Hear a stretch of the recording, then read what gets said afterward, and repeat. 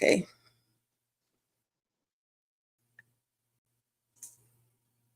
Let's see. Are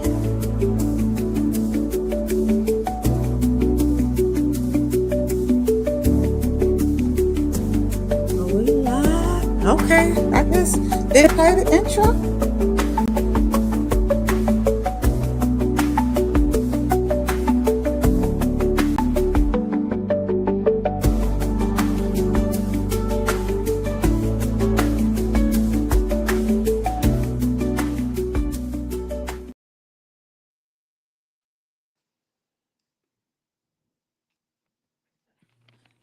Hello, hello, hello. Welcome to our weekly podcast. This is Empowerment Through Knowledge, and we have a special guest. Her name is Shalandra Parker, and she is the CEO and founder of S.E.A.L Academy, and you shall hear her. And one of the reasons she was chosen because she's always reporting information about education and data and reporting and trying to educate the community and the greater Georgia about what's going on in education. So on this podcast, we go back to the posts, right? And she's going to have to stand by her post. So she is one I know will stand by her post. Before we get started, we want everybody, if you have your laptops, if you have a device, please pull up your device. If you have a journal, notebook, take it out, because I'm sure we're going to be telling you about websites. We're going to be telling you about data. And one of the things, let me pull up mine. One of the things I want you to know, not only is she the CEO and founder of S.E.A.L Academy, she also worked for me at Westside High School. And she was a special education teacher there, a co-teacher there. She became the RTI coach, academic coach, and RTI stands for Response to Intervention. I am Dr. Julia Danley. I'm a retired educator of 32 years in Bibb County Public Schools. So we will be talking all things Georgia education, all things Georgia education. And it's not going to be anything we think. It's not going to be anything we are wondering about. It's going to be data that we know, and we're going to be very transparent, and we're going to communicate the real for real. So we don't have to do PR, public relations. We're going to give you the raw, good, the bad, and where we need to work, because we always have room to improve. Is that okay? And guess what? We are still on the battlefield. We're not retired. We're not just sitting back. We are still helping parents. We are still helping children. We are still helping others. Okay. So tonight's episode, all things Georgia education. So we're going to get started. I'm going to her Facebook page, and we will let her do an introduction, tell you about herself, tell you about how she got to this point. I am going to get everything set up like I need it set up, pull up the sites where the data is, because I want to make sure I'm communicating the right information as well. The last thing that I want to say, you can ask questions, leave questions in the chat. We do not have a moderator. You can direct message us. We will educate you guys on the things that are happening in education. And what I can tell you is that leadership is a problem nationwide. Leadership is a problem nationwide. No one wants to point to the leaders, but everything rises and falls on leadership. And she knows, she has worked for me. Anything that was on me, it was on me. Anything that did not happen at Westside the way it should have been happened at Westside, it was on me. Okay. I share my story to help people grow within their organization so they can have a reflective thought. Okay.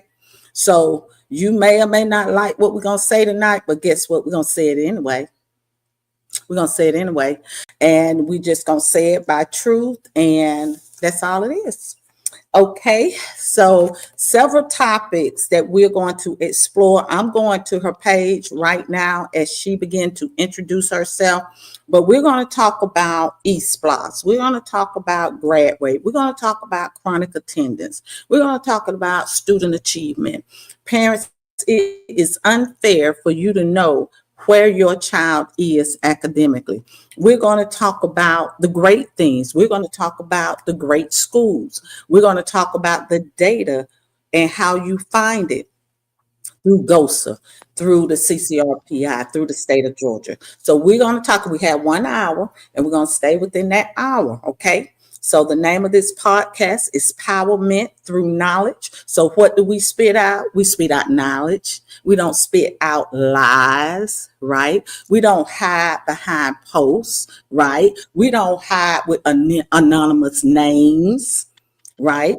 Okay, we don't do that, but we empower through knowledge. And it was several times that I had to correct some knowledge over the years. Okay, so tonight we welcome our special guest, Shalandra Parker, the CEO and founder of S.E.A.L Academy. You introduce yourself, and after you introduce yourself, Miss Parker, then we will move to your social media page because she gonna go back and forth with, she gonna go with you, and she ain't scared. She ain't never scared. But guess what she has on her side?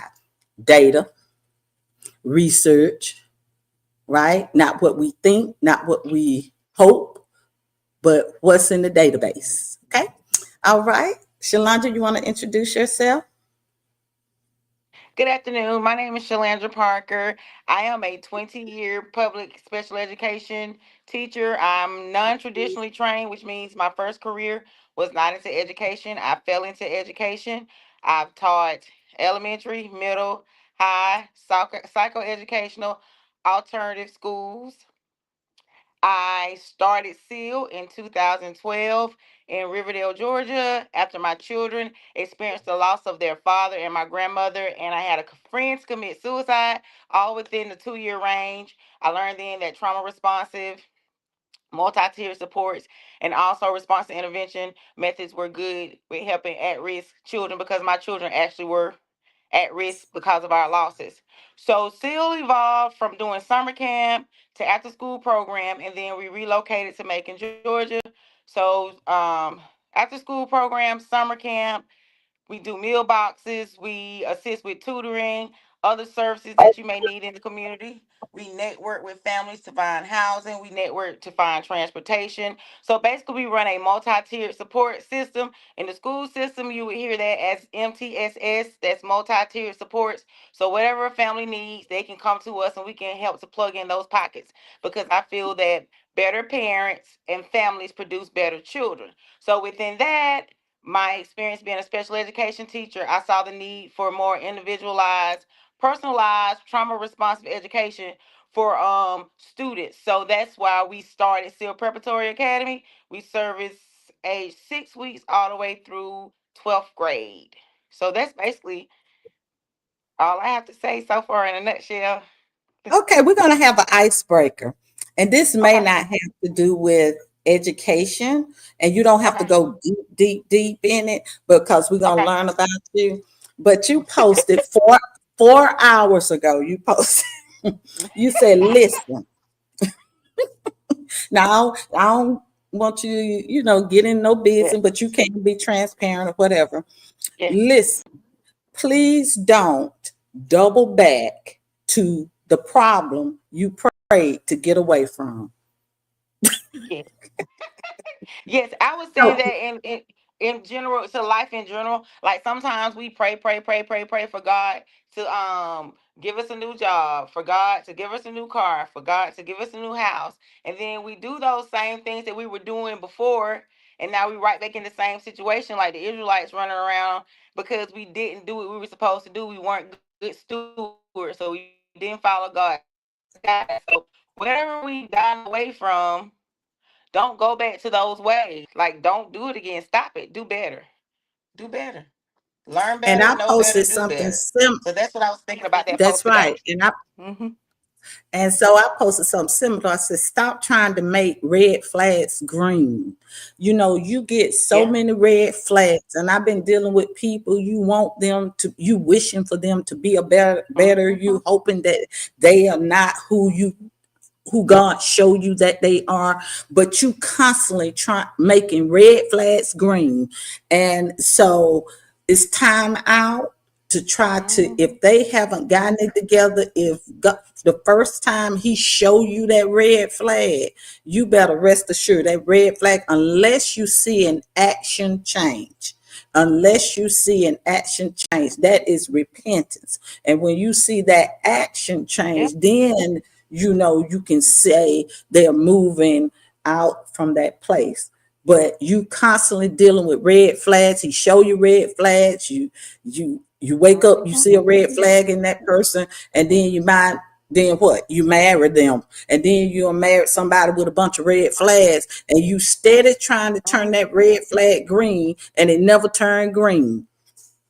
Yep. I was telling my daughter today, just a conversation in general about life. I told her, in situations like that, you may have to leave crying, but leave and turn and walk away. Walk away hurt, walk away with tears in your eyes, but just leave and don't ever look back. Just leave. Even with tears in your eyes, just go and don't ever look back.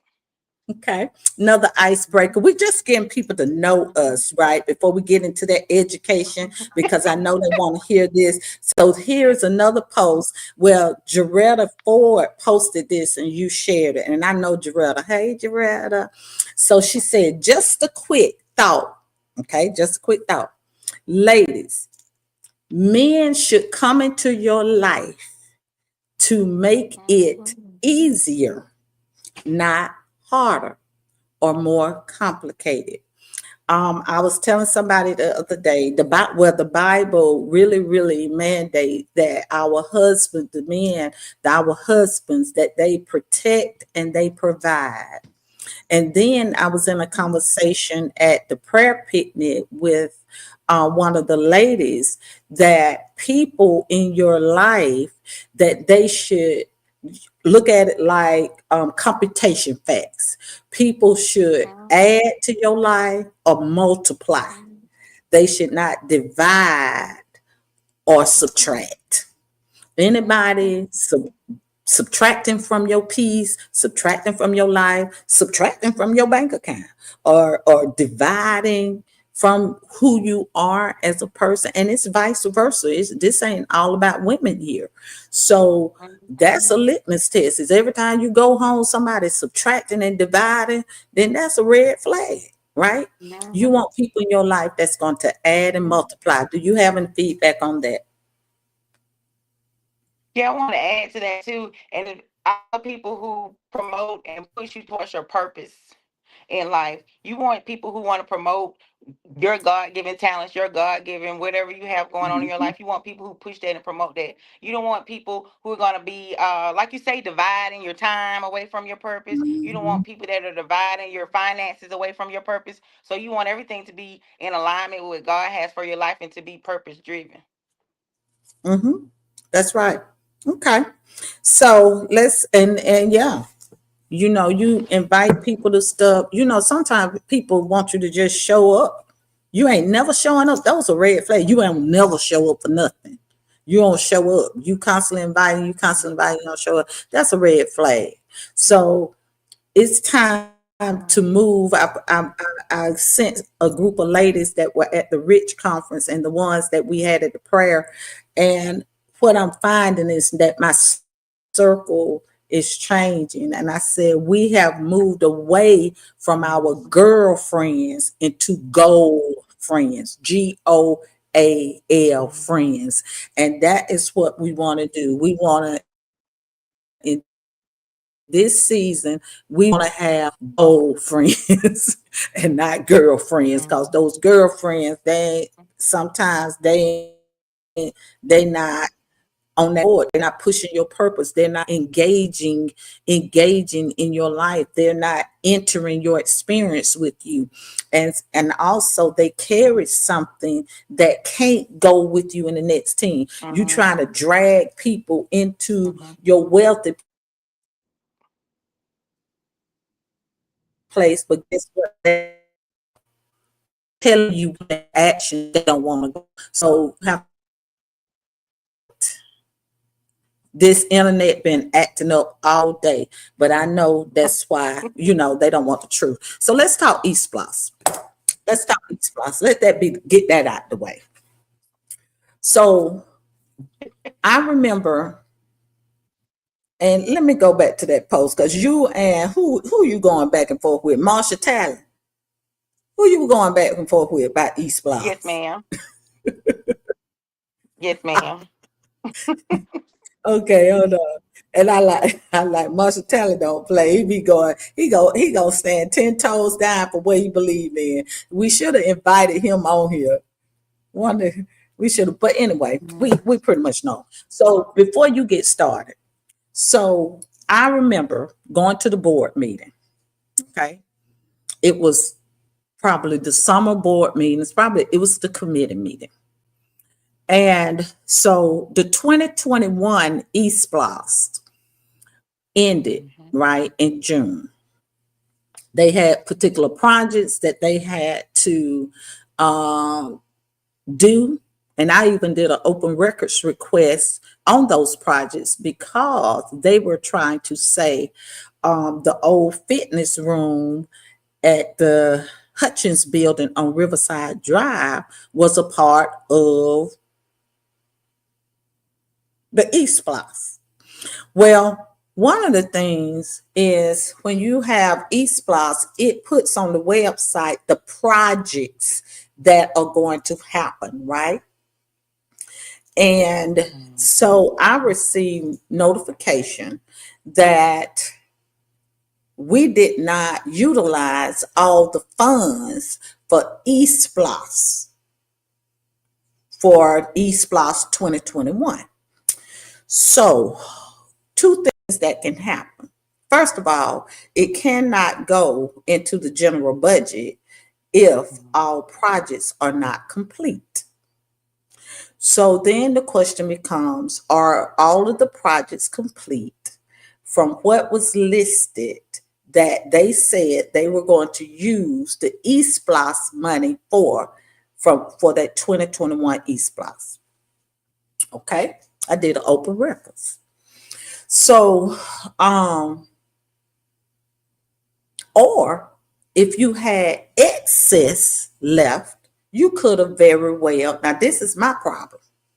If you had money left from the East Plus 2021, you could have sent that money back to the citizens and not ask for a 5 cent or 3 cent. It could have been what? A 1 cent or 2 cent.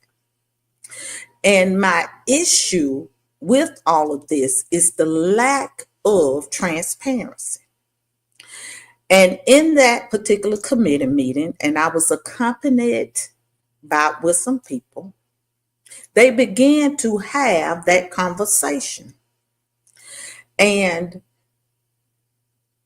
so the district is in a deficit because you can't continue to dip into the reserve to maintain the general budget, right? So it cannot exceed a certain percent, and it has exceeded. Now, two, that's not Dr. Sims' fault because he inherited a deficit. Ron Collier, Sharon Roberts had communicated over time, if we continue on this trajectory, we're going to be out of money by a certain year. This is not new information. So he inherited this. So my first issue, if we had money left over from the 2021 E-Splosh, it should have come back to the citizens, especially if all of the projects were complete. So if the projects were not complete, then what projects are left that need to be done with the excess of it? Okay. I would have preferred personally as a citizen, just tell the people, okay, we have this money left over. Let's put it back into and then we're not going to ask for 5%, whatever they asking for. Then we are lower. In that same committee meeting, it was responded that, well, what amount each citizen will end up having to pay projected every year. And that would help with the deficit. So I'm in the audience and I'm saying, so we are paying for somebody else's irresponsibility. Okay. Now, so you have to spend the E-Splosh money on capital projects or whatever the outline things, right? So how it helps before anybody say, well, they can't spend it for, no. What happens is that they can pay for things that E-Splosh support and take it out of the general budget so that more money is in the general budget, okay, to operate the system, okay? So that's why. Now, for you to say something about some school buses, well, no school buses. You said in that meeting about the deficit. You talking about you miss school buses and technology and all this kind of stuff. We got more technology than ever, but look at our outcomes. What brings the return on the investment? The return on the investment comes from an effective leader in the building and effective teachers in the classroom. And you're going to stop blaming those emergent teachers. They want to throw and say, well, we got a school full of emergent teachers. Well, I've had some great emergent teachers. It's your job as a principal to develop the emergent teacher. And you just said that point, you said that you were a non-traditional teacher. Yes. And I have a lot of non-traditional teachers who didn't major in education that did well in my building. So that is a misconception I want to cease. You blame your performance in that building on emergent teachers, and that is not necessarily true. It's not. And if it is true, you haven't done your job as an instructional leader. Okay. Now, what's your feedback on E-Splosh? And why is it you posted and you were going back and forth with that other citizen? So I'm My voting. concern with the Hold on, let me tell you how I'm gonna no, vote. No, I'm voting no because the school district has not proven how they are going to be a good steward over the money. They haven't been. They have not been. And throughout this whole process that they haven't been. They are too top heavy at that board office. So yes. what is your reduction plan? What is your reduction plan? You produce a reduction plan and then you say, okay, about E-Splosh. That mess y'all doing ain't right. Okay, you go. Yeah, I want to E-Splosh. add something to. I want to add something too in regards to what you said. The deficit is going to get larger every year because we're on a downward trend with the data. Students are 4 years ago, we had 25 students. Now we have 21,000. And with the Georgia Promise Scholarship and more parents homeschooling, we're on a trajectory for the enrollment to decline annually anyway, which is going to automatically cost us millions of dollars.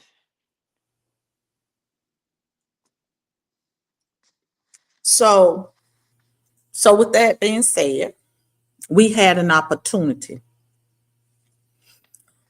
You always have an opportunity to sustain your enrollment. See, but you have to have level 4 innovation. So what does that mean? So level 4 innovation means, okay, you have homeschool agencies in Macon Bibb, correct? Yes, Correct, ma'am. Parker? You have homeschool Yes. agencies, right? And they are full of students, right? And even at the state level, homeschool students, if they, participate in a class at their schools or whatever, they can play sports. But most of them don't want to play sports. Let me show you what's a level 4 innovative idea. So we already have VIP Academy, right? Mhm. There are 75 kids. I'm going to just use one. There are 75 kids in this homeschool association off of Zebulon Road. You can go into a partnership with that homeschool organization. Let those invite those students to enroll level 4 innovation now into VIP Academy. Level 4, right? Let them keep their structure. Okay. See, this is a power struggle thing. You don't know how to schedule. You don't know how to use waivers and caveats. You're not thinking outside the box. So the only thing you need really from those kids is for them to take the milestones and the assessments. You Mhm. create a MOU, Yep. enroll in Bibb County Public Schools, um, enroll in Bibb County Public Mhm. Schools, virtual academy. Let them, if they successful, let them do their homeschool. As long as they are scheduled, you can work through that. As long as they're scheduled and they commit to taking the milestones and the formative assessments. What's wrong with that? Nothing. Nothing at all. And I had people set up, and I want to use I try to watch I because I struggled with pride. So I want to watch I, just saying I. But you're not thinking. There are many children can't get into FPD. There are many children that can't get into Mhm. TATNL and all of those. ACE, they put children out of ACE.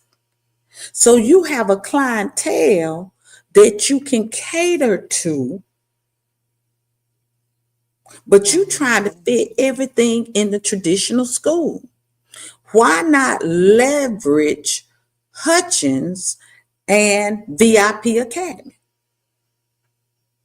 Because they want pathways. You can create a space. You did it during COVID. She keeps going in and out, people, but I'm gonna keep going. Um, you can create a space.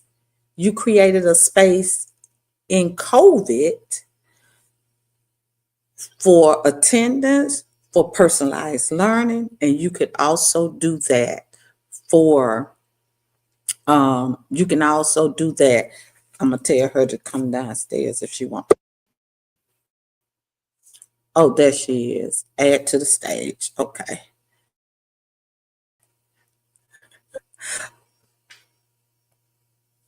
Let me see. So you can, oh, she's not being added to stage. Okay. I don't know what's going on. but don't want us to do this. Let me see. Okay,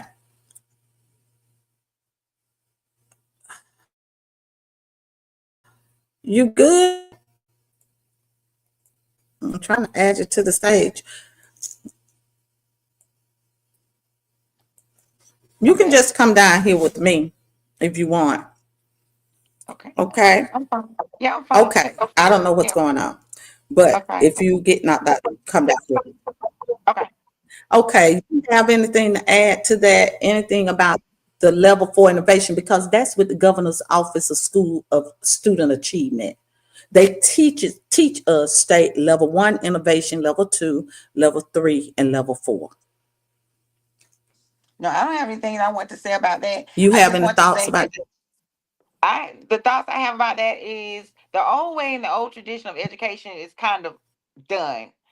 In regards to reaching the students, because the students aren't the same.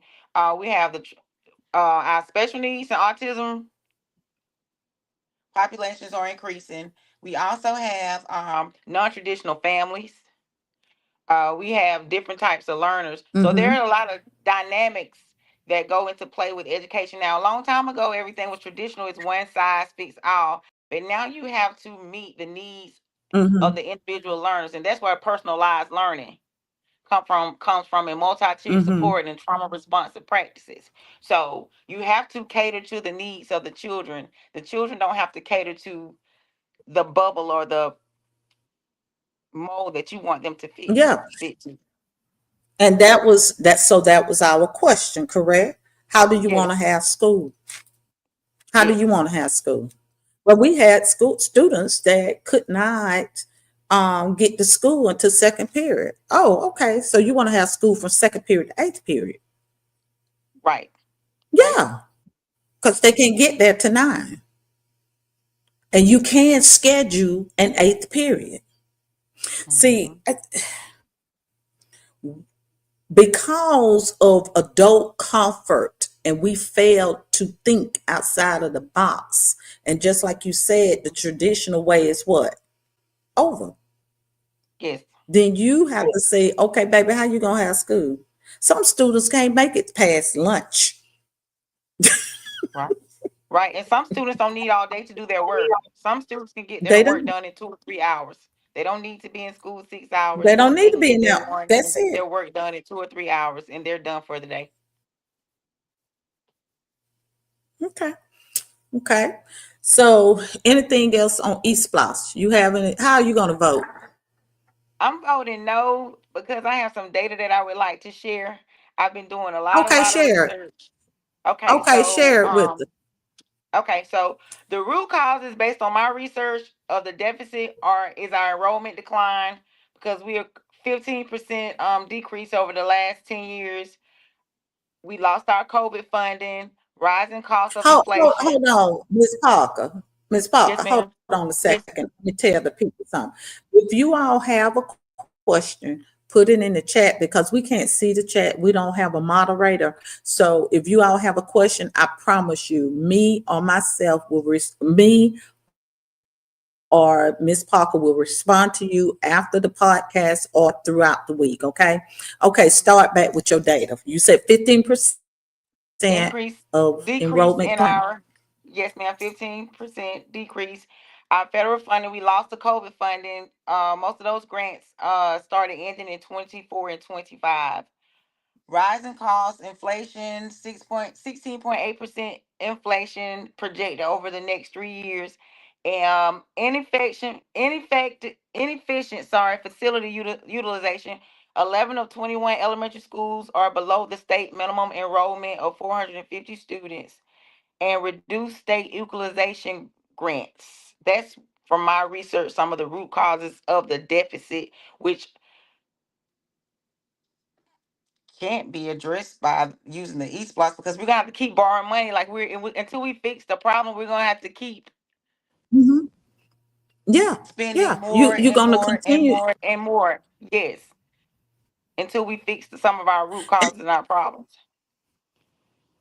So the issue came. The reason what we were communicated, they did a ribbon cutting for that athletic building that's on Sherland Drive. So I got an inbox, said, well, it's for athletics, football, track, or whatever. Well, to me, first of all, an athletic complex on the east side is not centrally located. It is a systemic thing for everybody. Okay. Mhm. The second thing, if you were considering consolidating and you have schools under 450, some schools you can touch, some you can't. That building alone, now this is a level 4 innovation. Now, I'm not looking at numbers. I just think outside the box. I'm a fixer. I go in and I try to fix what it is that's wrong, or and build something good that's going to meet the needs of the people. What would have been the capacity of that complex, that old Appling complex? Okay. How many children do you have in elementary on the east side? So you could have had, now listen to this level 4 innovation. You ready? You could have had an Appling elementary complex with 3 academies.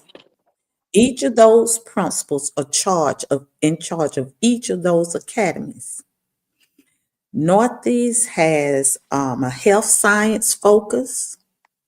They could have had Mhm. a sports medicine focus or whatever, a general focus.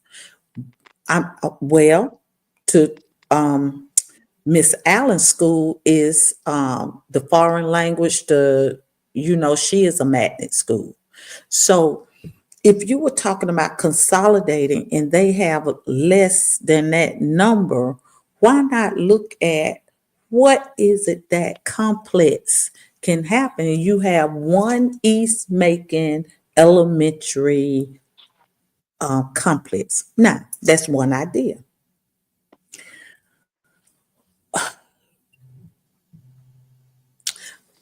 I've never been in the building. If the building is for professional, they only have certain professional days. Are they going to use it for board office or meet? I don't know. I don't know. But I just didn't see where. And then if you putting the the fitness over there, that's not centrally located for employees.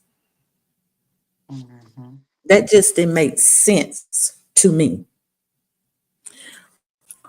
So, but no one seems to.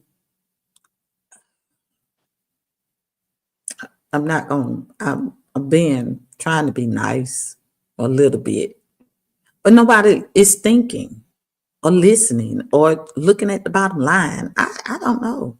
And those board members, I'm well, we know we have a board seat opening next year, but they don't ask Mhm. questions and they get upset when Dr. Ficklin and Darren Moore, and they are really asking the tough questions. They do, and And I have something. Oh, sorry, Dr. Danley. I'm sorry, sorry. you go Go ahead. ahead. You Okay. got it. I, I had something that I wanted to say, in regards, because I don't want people to think that I'm against Bibb County schools. I am not against Bibb County Mhm. schools. However, Your I'm for children the went to best. Bibb County. Yes, my children went to Bibb County. I want what's best for the children. We're pushing people through to graduate and they don't have the soft skills or the executive functioning to function in life. They're not maintaining employment. They're failing in college, having to take remediation courses in college. So that's what I want the best for the children. And right now, what we're doing in Bibb County schools, I feel just isn't the best. I wanted to get that out there because a lot of people think that I'm against. I am not against Bibb County Mm-mm. schools, but however, I am for the best interest of the children. What I see, let me tell you. So when you address, when you address issues and concern, because that culture hasn't been set to address issues or concern. The culture is set to hear good news all the time. So when you Mm-hmm. have a culture that's based on public relations and hear good news all the time, then when you say something contrary, then you are mean, you're a troublemaker, or you against something. So they don't Not a look team at player. data, or yeah, not a team player, Mm-hmm. or you're not tribal loyalty. So tribal loyalty means I'm going to go along with it knowing it's not good, but because it makes everybody comfortable and happy, then I am tribal. I'm loyal to the person, but Mm-hmm. not loyal to the effectiveness. Does that make sense? Correct. Yes, because our graduation rate is definitely up. Our graduation rate is up from 52% to 89%. However, we have a lot of gaps, and our CCRPI score is only like 64.4%. That's still a problem. That's showing that our kids, their readiness skills, and they can't read. So at the last board meeting, the comment was made that the children are not good test takers, or they had a bad day in testing. So here's the thing. Let me show you how to connect this. And people, I hope you're listening. Okay. Now we're And going I to have talk something I about, want to say after you say that. yeah. So we're going to talk about foothills, and we're going to talk about how that rate got to where it is. But okay, if we continue to make the excuse that children or don't hold children accountable for performing well. It sends mixed messages, and this is why the media is confused. So we clap our hands, clap, clap, clap, clap, clap, high grad rate. Mhm. Then we come back and say we have a chronic attendance problem. Okay. Mhm.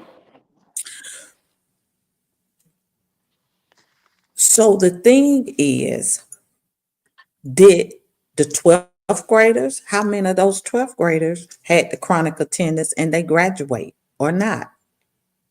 In the 11th grade, how many of those students had chronic attendance problems and then they graduated? I continue and I stand 10 toes. We don't have a chronic attendance problem. We Mhm. are collecting attendance wrong. Because when children are absent, they can do what? They can make up their work. When they at home, they can do what? They can do their canvas. They turn in their work. When they are suspended, they do work. They count the work, right? During COVID, what do?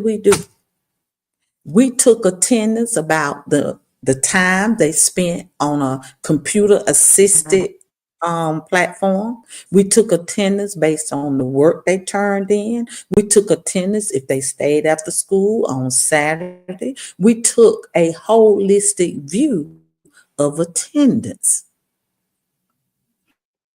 Now you taking attendance like we back there in the 1960s. You taking attendance in a traditional way.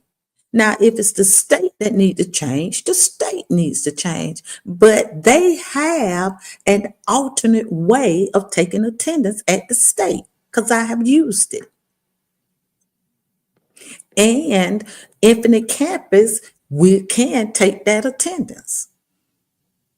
Mhm. We did Mhm. A Day, B Day. We did what else? We did face to face. We did virtual. We did blended learning. Mhm.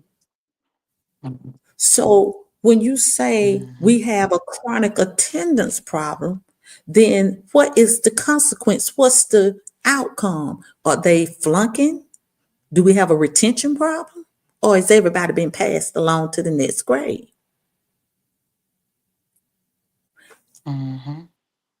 because that chronic attendance problem should yield something that's detrimental. Correct. So if Yes, children are ma'am. passing and children are graduating, stop communicating, we have a chronic attendance problem. Yeah, because it definitely doesn't align. It doesn't align. And people look at me like I'm crazy. And I'm saying that don't make sense. And Mhm. so Foothills, they invested into a failing charter that has been used in the state of Georgia as a way to increase systemic graduation. So you Mhm. talk the parent into, or you get the children and you say, talking about they gonna age out. Well, age out is not in, students can go to school till they 20 what? Well, you know the PC 20. 21 PEC. Mhm. So Mhm. parents, they tell parents they can't enroll because they're gonna age out. They haven't had the right parent yet to challenge them on that. And then the state support that foolishness. So you have droves of students that are denied enrollment. If I'm lying, say I'm lying. Say I'm lying to my face. Mhm. And with parents not I've had being parents call me about it before. Uh-huh. if parents not educated on that, they let those principals. I didn't care. I had a boy come at them. Boy, get to here. You got 0 credits, and you got 2 years to get it done. You don't get 4 years. You got 2 years. So you got to come 2 years and 2 summers. First, you got to believe in the children. Mhm. So you put these children. Look up the grad rate, if you can, of Foothills Charter. So you put these children, it started in 2019. Mhm. Now the It's concept very, is very low. I remember that. it's 11%, I believe. They on the school, they on the state list, but they changed it from a school to a program. So when it was a school, listen to me now. So when it was a school, you could withdraw the children and enroll them in Foothills, and it's not a dropout. It's not a considered a dropout. It's a transfer, which don't count against the grad rate. So what happens is these counties, Baldwin County has used it. Monroe County is a Foothills there. Several counties use it. They have these high dropout rates, and it is the opinion of the past superintendent where nobody wants to move into a community with a low graduation rate. But the concept is you enroll dropouts. Yeah. Well, at that time, listen very carefully. Who gonna recruit the dropout rate? The dropout. They don't go look for children. So then they were told to look at the children that were currently enrolled. Well, when you do that, oh, they gonna look at all the children that's causing trouble. And then they lost enrollment. We lost enrollment. I got a chart. We lost 245 children that semester that was currently enrolled. You can look at the FTE, then Foothills gained 289 students. There's a direct correlation. It was over $1 million and whatever dollars. They need to get that mess out of our city. That grad rate is 11%. 9%. It's 9 now, dog. It's What is it?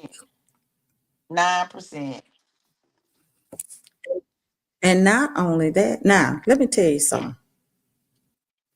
We have Principal Dr. Chandra Dupree. She knew how to do stuff within her building.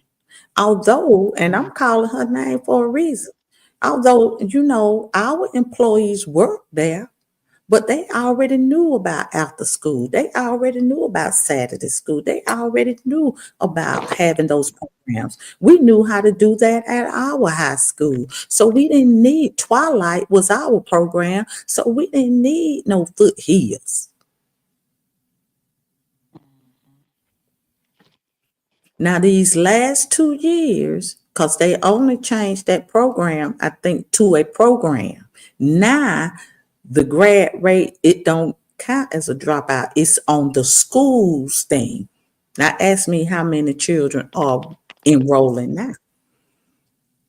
And they even deny the children enrollment now because it goes back to their rate. Now they don't enroll the children because it's a program. The state was going to turn them down, shut them down, because you were not getting a return on the investment.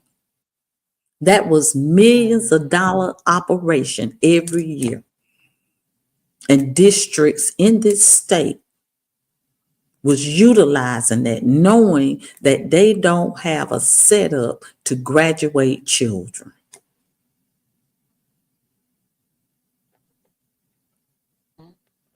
I fought it tooth and nail.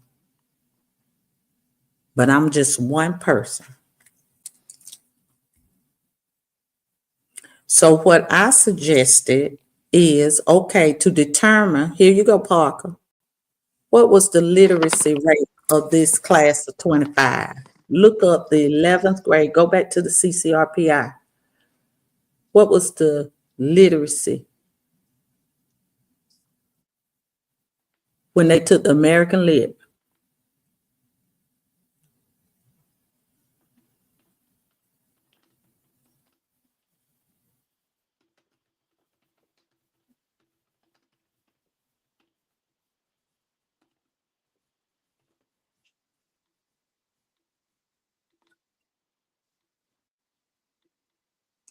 And while she's looking at that, I know what Dr. Dupree did. And I know Mr. Moore, Holloway, because all of them worked in Twilight. After talking to Mr. Young when I was where I was, he started doing that work for himself. So you're going to see the results. And I believe that his results will be sustainable. But if you were one of the ones that's just dropping those children in foothills and you don't have a plan, it's not going to be sustainable. So you said to look up American Lit, dog? So it would have been 2024. It would have been the 2024 American Lit scores from the district. 36.8%. 36.78%. And what is that? Is that on target or what is that? Below or above? What was that? Percent. I don't have that written down. So That sounds about right. So you're saying 36% are on or above grade level in literacy. in American Lit, Because all the 11th course. grade, yes, but all of the 11th graders have to Yes, ma'am. take. So 36. Yes. So let me Oh, look at it. Let me go in a little deeper. It says 36.78%. And then it says, okay, so it says 87.48% participation rate, 36.78%. It went down 2.31%. All the American Lit went down, biology went down, U.S. history went down, algebra was sustainable at 28.47%. And that was So we was 2024, right? going. Yes, ma'am. Was that And 2024? then let's see. Yes, yes, 2024. Okay. Yes. So this is the point, guys. We're not pointing any fingers. Okay. We're not doing that. We're trying to give you a clear picture on how to triangulate data. So Mhm. 36%. So the current class of 2025, most of them probably took American Lit. You can clean it up a little Mhm. bit. And so of the class of 2025, with that grad rate, 36% of them were on or above grade level in literacy. Mhm. Okay? 36%. So that means 62% of our kids out of that 89% grad rate were below in literacy. Mhm. This is what our parents Mhm. and stakeholders don't know. Have I been a part of the Right. problem? Yes, I have. Because we just trying to get them graduated. We got to get to graduate. We got to get them graduated. But I didn't feel good about it. I had children graduating and still can't pass the ASVAB Right. That's correct. and still working with kids now that can't pass the ASVAB. Do you Mhm. understand what I'm saying? So when you're Yes. not honest with parents and they see these A's and B's and they see this graduation, but they're not wondering why their children are not progressing after high school, that is not right. And until I want to add we, something to that data. Oh, sorry. okay, go ahead, Go go ahead. ahead. You go ahead and You finish. I'm got it. sorry. You sure? I'm, I wanted to I'm add something sure. to that data. Okay. So we've we've consistently increased our graduation rate, piggybacking on what you said, but proficiency rates, we're in the bottom 50% of the state of Georgia. Our CCRPI readiness scores have decreased from 51.5% in 2018 to 45.6% in 2024. And this was during the period of major capital investments. Also, only 22 to 23% proficiency in elementary performance, despite having spent millions building new schools. I'm not going to name the names because I don't want any problems, but building new schools. We know who our new elementary schools are, and they are showing 20 to 23% proficiency.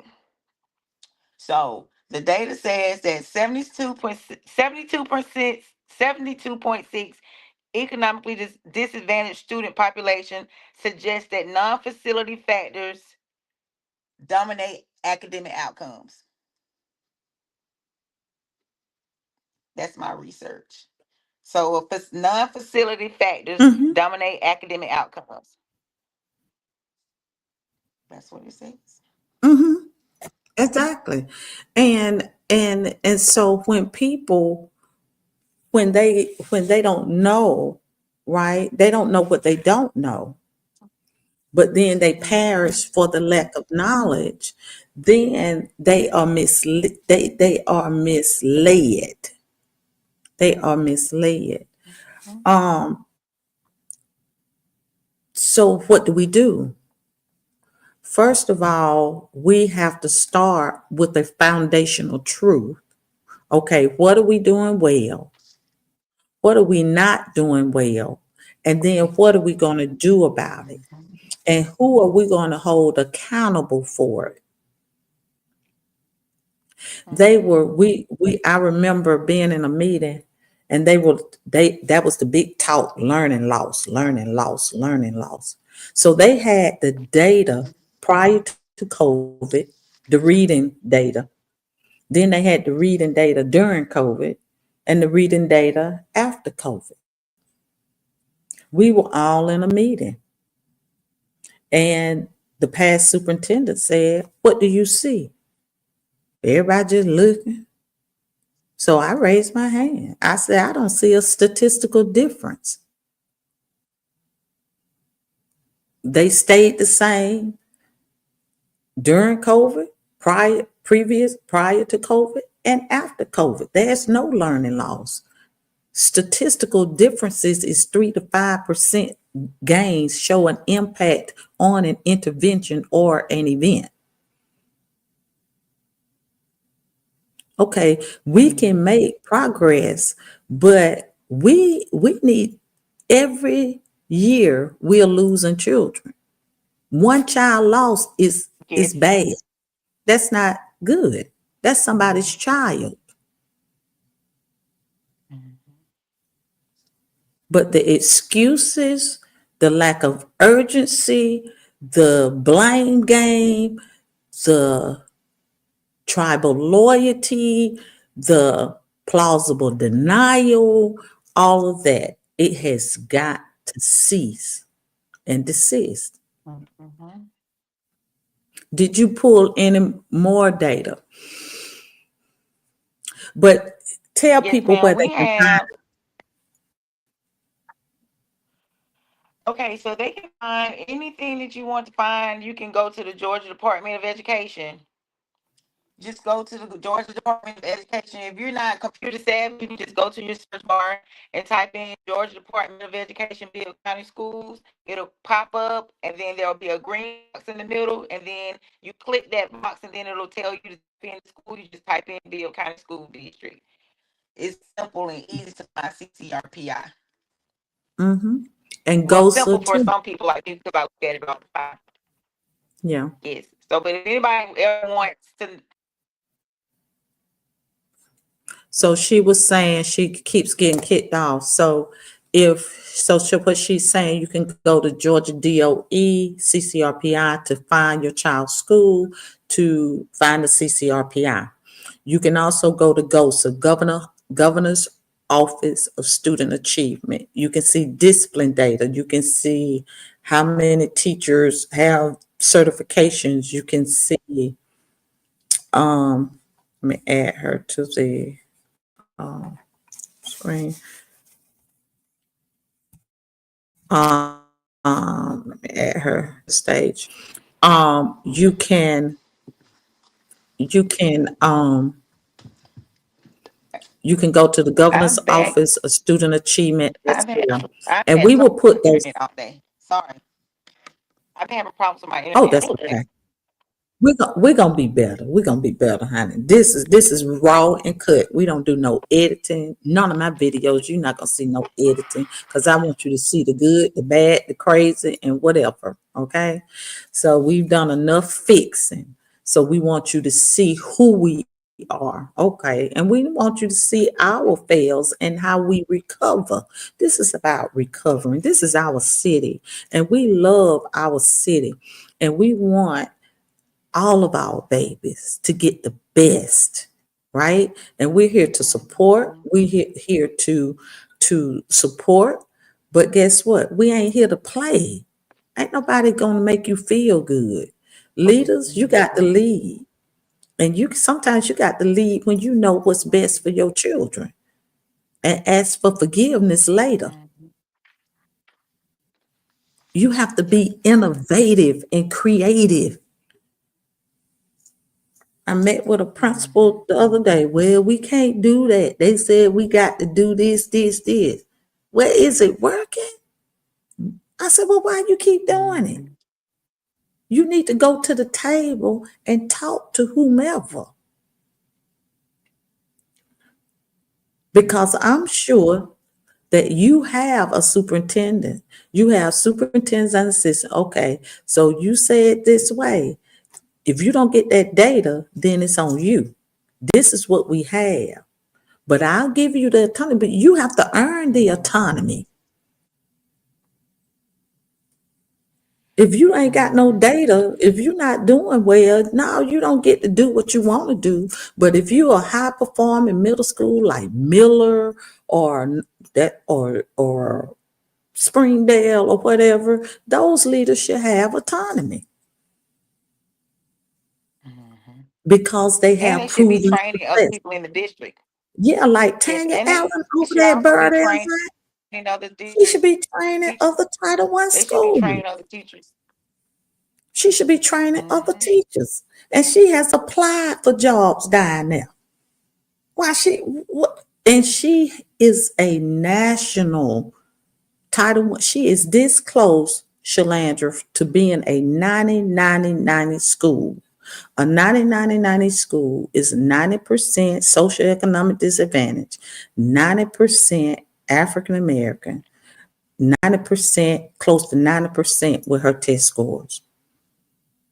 And she is in the middle of Fort Hill. So don't tell me nothing about no other community. She in the middle of Fort Hill. Fort Hill, Davis, Holmes. She in the middle of Fort Hill.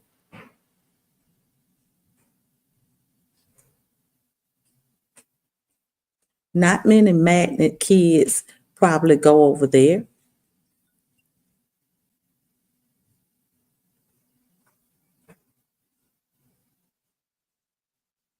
So what we need to do, we need to really, really begin to what happened to you? You just come on down here. We about to go. This is my girl right here. Pete right here. Okay, get in this. Yeah, you can see. So we're gonna end. We are done, but we really need to work together. We really need to work together. Now we know all things education. Okay, so let's meet and let's talk about it. Don't if we saying something, you can rest assured it's some meat in there. They can call me. You can call Message me anytime. Message me anytime. So Yep. she got a long day tomorrow. Yep, 5 o'clock. Okay. So bye bye. All right, thank you. Thank you guys.